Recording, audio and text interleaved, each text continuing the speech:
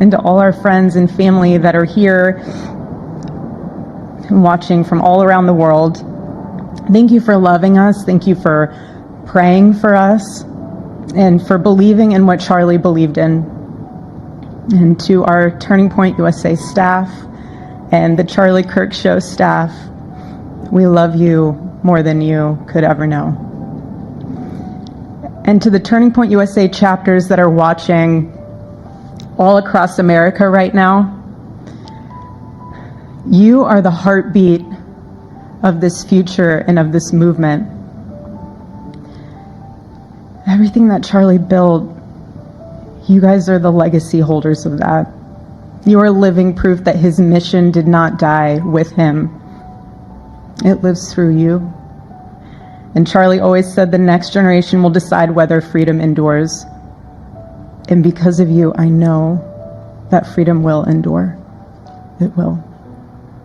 And today we're gathered not only to celebrate Charlie's birthday, but to honor a truth that he gave his entire life to defend, and that's freedom.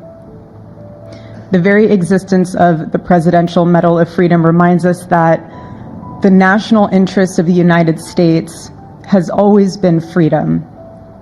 Our founders etched it into the preamble of our Constitution, and those words are not relics on parchment. They are a living covenant. The blessings of liberty are not man's invention, they are God's endowment. Charlie lived for those blessings, not as abstract words, but as sacred promises. He used to love to journal about this topic all the time, and with such a heart postured of gratitude. And he believed that liberty was both a right and a responsibility. And he used to say, freedom is the ability to do what is right without fear. And that's how he lived. He was free from fear. He was free from compromise, free from anything that could enslave his soul. His name, Charles, literally means free man. And that's exactly who my husband was. He was a free man.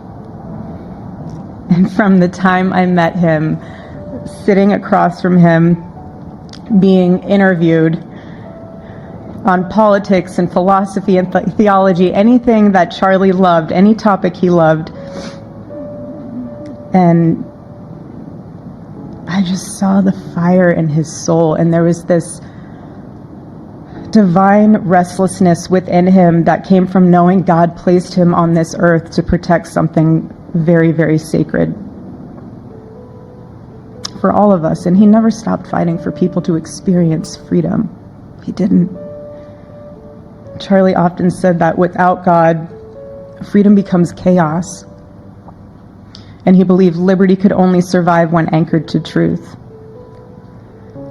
And I remember in one of his speeches, he told the audience that the opposite of liberty isn't law. He said it's captivity. And that the freest people in the world are those whose hearts belong to Christ. But what's so powerful is that Charlie had the ability to communicate so brilliantly across all generations. And he reminded us that in a world that tells us freedom is doing whatever you want to do, the real freedom is the power to live freely and to do what is right. And in one of his journal entries, he wrote that he wanted everyone to know that you can't have liberty without moral responsibility. Freedom divorced from faith eventually just destroys itself.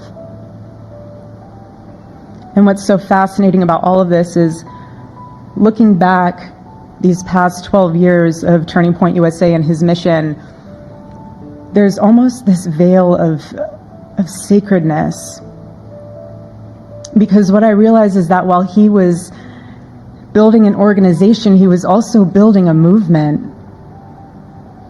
One that called people back to God, back to truth, and a movement that was filled with courage.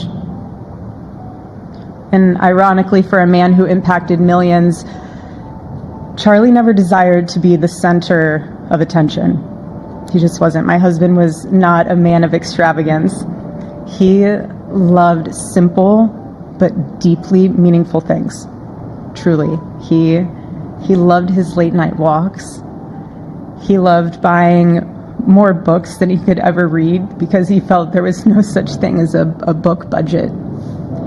And he loved being able to read to our kids the same bedtime story on repeat because he knew it was their favorite. But to him, that was special. And he loved to sit in the sun on a Saturday morning with his cup of decaf coffee, and his phone was off because he was honoring the Sabbath.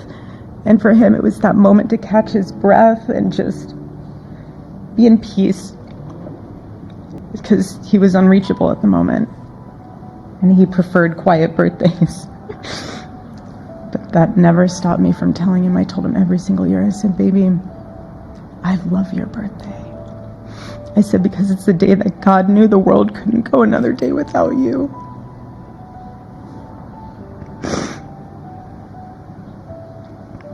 And so the rhythm of our usual birthday celebration for him was mint ice cream, mint chocolate chip ice cream. He only had it twice a year, on his birthday and 4th of July. It's just, and then after that, it was back to work as usual. But last year, his one birthday wish was to see the Oregon Ducks play the Ohio State. And they won. Oregon won that night. And it was by far one of the most memorable nights of his birthday experience of his life until today. And so, honestly, President Trump, I have spent 7.5 years trying to find the perfect birthday gift for Charlie. And it's so difficult. And those of you that have spouses or loved ones, you know how difficult it is sometimes to buy a gift for someone that you love, because he wasn't a materialistic man, so that also did not help. But now I can say with confidence, Mr. President, that you have given him the best birthday gift he could ever have.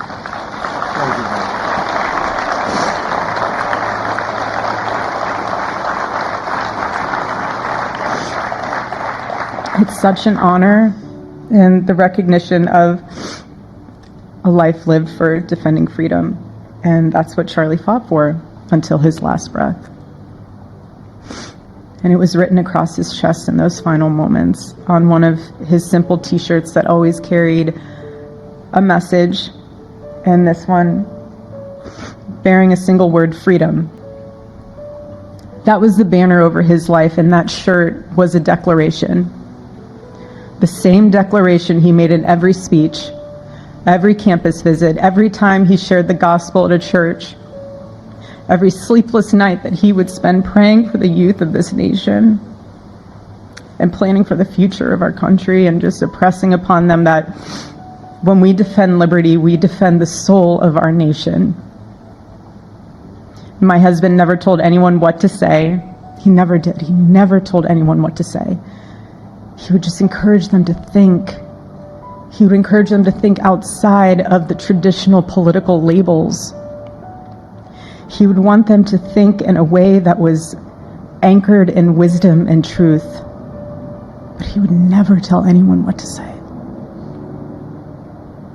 Charlie wasn't content to simply admire freedom. He wanted to multiply it. He wanted to multiply freedom.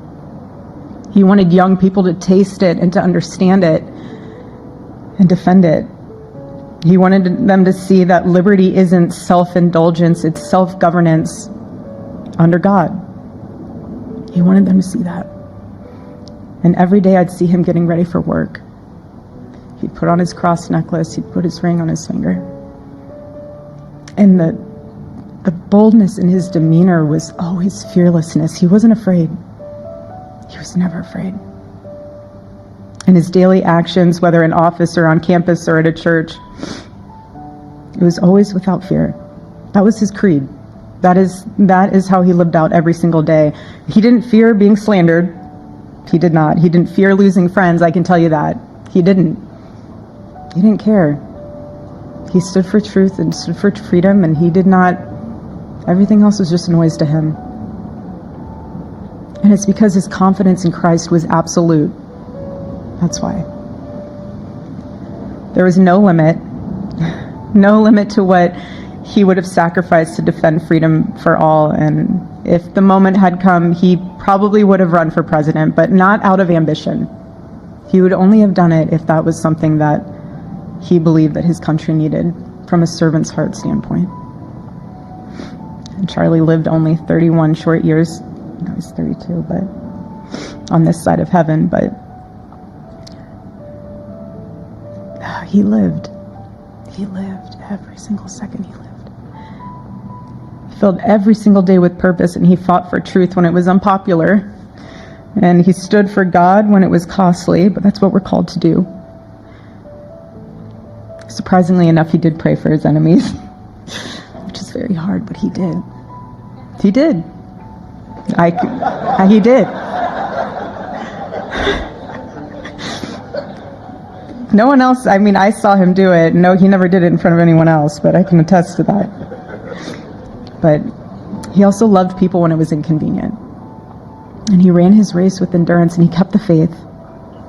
And now he wears the crown of a righteous martyr. And for me and for our children, the truth really steadies our grief, because heaven gained what earth could no longer contain. A free man made fully free. To all watching, this is not a ceremony. This is a commissioning. And my message is simple. I want you to be the embodiment of this medal. I do. I want you to free yourself from fear. I want you to stand courageously in the truth. Listen for the still, small voice of God. And remember that while freedom is inherited in this country, each of us must be intentional stewards every single day. God began a mighty work through my husband, and I intend to see it through.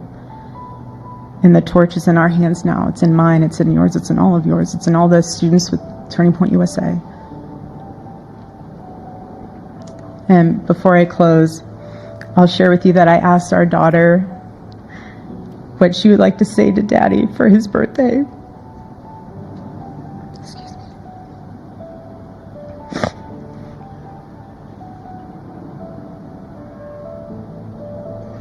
She said, "Happy birthday, Daddy. I want to give you a stuffed animal.